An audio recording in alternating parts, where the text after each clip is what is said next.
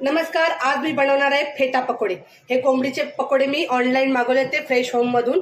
तर ह्याचे मी असे काप करून घेतलेले आहेत। पकोडे बनवण्यासाठी आता मी तुम्हाला डायरेक्ट ह्याच्यामध्ये सामानच टाकून दाखवते काय काय साहित्य घ्यायचंय ते। त्याच्यामध्ये हा मी घेतलेला आहे पकोडा मसाला, हा टाकूया।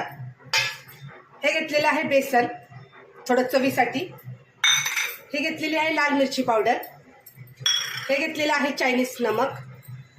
हे घेतलेले आहे अद्रक लसूण पेस्ट। हे घेतलेले आहेत 3 अंडे, हे टाकून घेऊया। आणि ह्याच्यात टाकूया आपण आता चवीनुसार मीठ। आणि हा सगळा मसाला मी आता एकजीव करून घेते।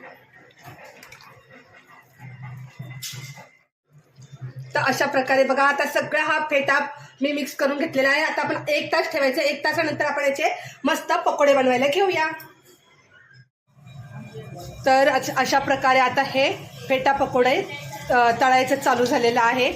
आणि मसाला काय काय लावला मी तुम्हाला दाखवलेलंच आहे। तर आता मस्त कडक कडक तेलामध्ये हे पकोडे आपण तळून घेऊया। आरामात गरम तेल आहे। मिस्टर म्हणले तू व्हिडिओ काढ, मी तळून घेतो। पकोडे मस्त तळून झालेले आहेत बघा, एकदम खुसखुशीत आणि खरपूस असे। आता सगळं तेल व्यवस्थित काढून आपण पकोडे काढून घ्यायचे। ते बाउल घ्या बाजूचं बघा, मस्त असे हे पकोडे तयार झालेले आहेत, खूप भारी छान।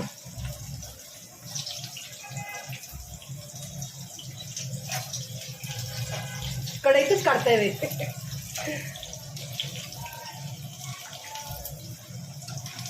बघा, मस्त असे हे आमचे रोकडे साहेब प्रत्येक काय खायचं असलं मुलांना की असा पुढाकार घेऊन करतात। मस्त बनलेले आहेत, काढून घेते। अशा प्रकारे हे झाले आपले पकोडे तयार। कलेजी पण असते, पण गाज कलेजी नाही आहे, फक्त फेटाच मिळाला म्हणून फेटा घेतला। आणि मुलांना खूप आवडतो म्हणून बनवायला घेतलेला आहे। तर शॉर्टमध्ये मी तुम्हाला फक्त हा व्हिडिओ दाखवलाय, तर नक्की बघा। अशा प्रकारे झाले हे मस्त पकोडे तयार। नक्की व्हिडिओ बघा, लाईक करा आणि चॅनलला सबस्क्राईब करा।